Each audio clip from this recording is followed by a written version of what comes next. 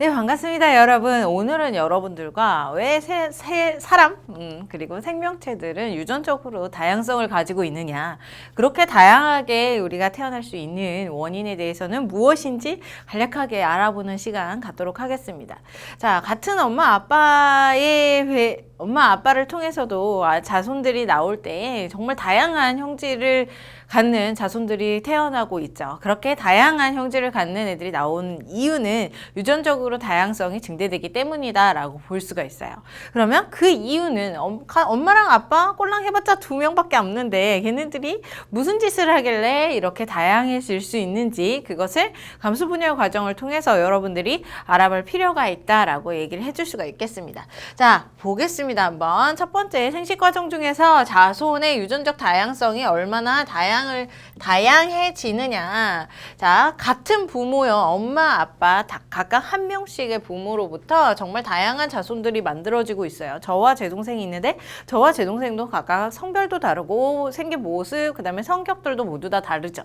자, 닮은 모습도 존재하겠지만, 조금 존재하겠지만 다른 것들이 존재하는 이유는 왜 그러느냐. 자, 감수분열 과정 중과 그 다음에 수정하는 과정 중에 나타나는 요인들 때문에 이렇게 다양해질 수가 있다라는 거예요. 두 가지 요인이 있는데요. 첫 번째 요인에서는 첫 번째, 상동염색체의 무작위 배열이라고 얘기를 합니다. 자, 상동염색체가 엄마가 준 거, 아빠가 준 거 각각 존재하겠죠. 당연히 이제 난자와 정자를 만들 때의 상황이에요. 자, 난자와 정자를 만들 때의 상황에서 이제 엄마의 엄마 아빠니까 뭐 외할머니 외할아버지가 준 각각의 유전자들을 염색체들인 상동 염색체가 존재하는데, 얘네들이 이가 염색체로 배열을 할 때 왼쪽은 아빠가 준 거, 오른쪽은 엄마가 준 거, 이런 식으로 쭉 나열되는 게 아닙니다.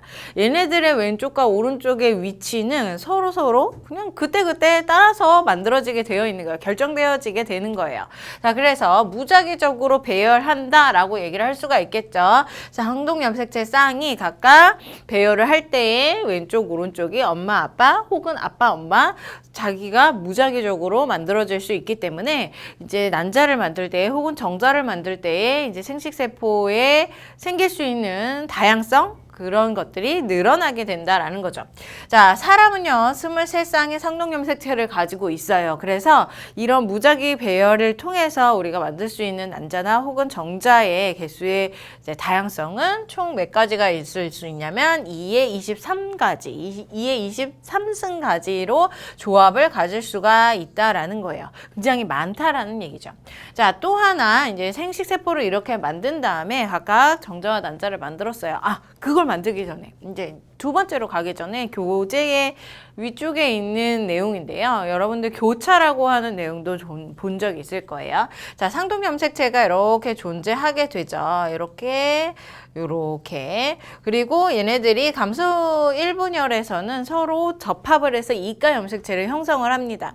자, 왼쪽에 있는 세포와 왼쪽에 있는 염색체와 오른쪽에 있는 염색체는 유전 정보가 같을 수도 있고 다를 수도 있죠. 같다는 것은 라지와 라지의 사이로 같다, 혹은 스몰과 스몰의 차이로 같다라는 얘기고, 다르다는 얘기는 라지와 스몰의 차이로 다르다라는 얘기예요. 만약에 여기에 라지 A라고 하는 유전자를 가지고 있는 염색체, 그다음 오른쪽은 스몰 a라고 하는 유전자를 갖는 염색체. 자, 위쪽은요 뭐 라지 b, 스몰 b라고 얘기를 하죠. 스몰 b의 유전자를 갖는 염색체, 여기는 이제 라지 b의 유전자를 갖는 염색체예요.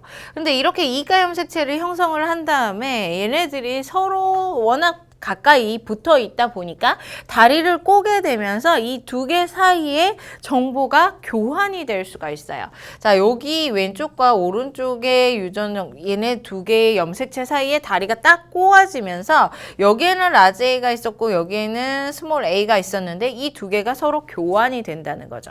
얘네들이 교환되는 것을 우리는 교차라고 얘기를 하고요. 그렇게 교차된 결과 이 염색체들을 헤쳐보면, 자, 왼쪽에 교차되지 않은 염색체들은 이제 유전 정보가 스몰 b와 라지 A, 오른쪽에 교차되지 않은 애들은 이제 라지 b와 스몰 a라고 하는 유전 정보를 그대로 가지고 있으면서 교차된 부분은 이렇게요. 스몰 b에다가 라지 a가 들어가야 되는데 옆쪽에 상동염색체에서 교차가 일어났기 때문에 스몰 a라고 하는 유전 정보를 갖게 된다는 거죠. 자, 그 다음 여기도 마찬가지로 라지 b에다가 그 다음에 스몰 a여야 되는데 교차가 일어났기 때문에 여기에는 라지 a라고 하는 유전 정보를 갖게 되는 거예요. 원래는 유전 정보의 조합이 이렇게 라지 A와 스몰 B, 스몰 A와 라지 B만 가지고 있었는데 엄마 아빠들은 그런데 이가염색체 형성에 의해서 교차에 의해서 이렇게 네 가지의 우리 유전 정보의 조합이 나타날 수가 있다라는 거죠. 이거는 심플하게만 그려놓은 것이고 여기 사이에는 교차된 사이에는 아주 수많은 유전자들이 들어가 있어요. 유전 정보들이. 그런 유전 정보들이 얼마나 교차가 됐느냐 혹은 교차가 되지 않았느냐 그 차이를 통해서 우리가 가질 수 있는 생식세포의 종류는 더 많아질 수가 있다.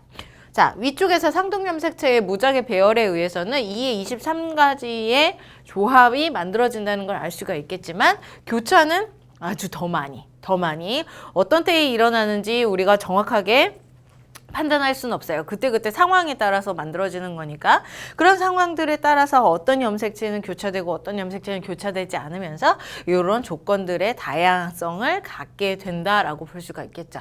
자, 난자와 정자를 만드는 과정 중에는 이렇게 두 가지 교차와 그 다음에 상동염색체의 무작위 배열 이렇게 두 가지를 통해서 이제 생식세포의 다양성을 우리가 가질 수 있게 되는 겁니다. 그 다음 두 번째, 난자와 정자가 이런 식으로 만들어졌어요. 다양성을 증대시키면서 만들어졌어요. 그 다음 이제 난자와 정자가 만나서 수정란을 만들게 될 때에 어떤 난자와 정자가 만날지 결정되어져 있는 게 아니라는 거죠.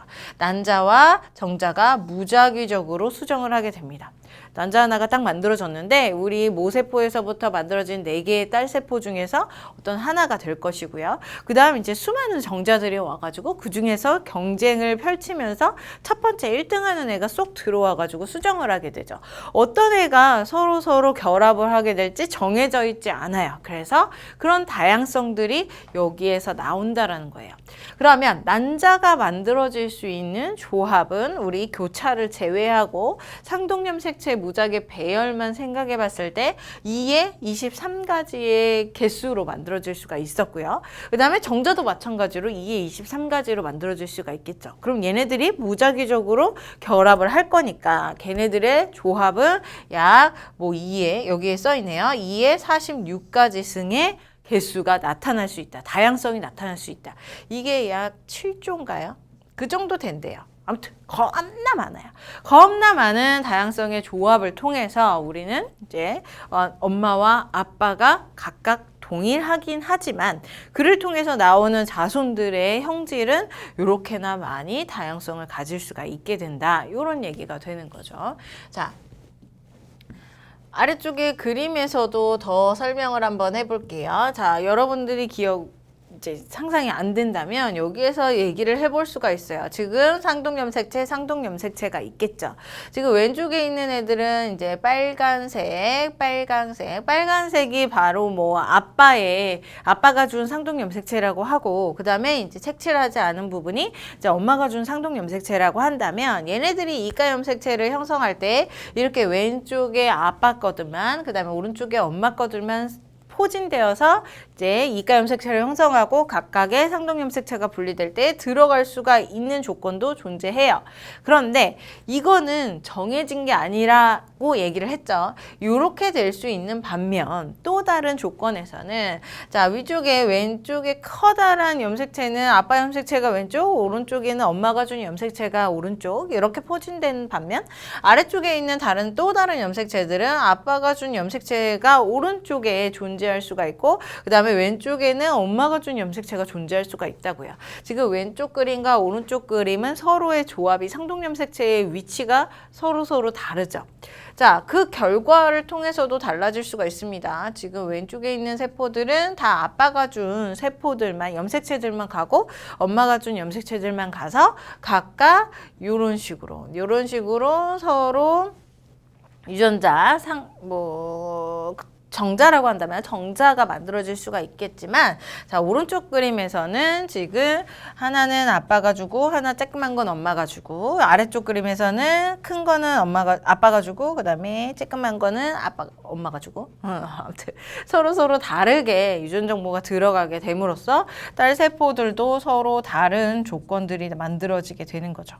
자, 보게 되면 여기에서는 엄마와 아빠가 준 것들이 골고루 들어간 반면에 여기에서는 지금 아빠가 준 것들만, 엄마가 준 것들만 이렇게 존재하게 되죠.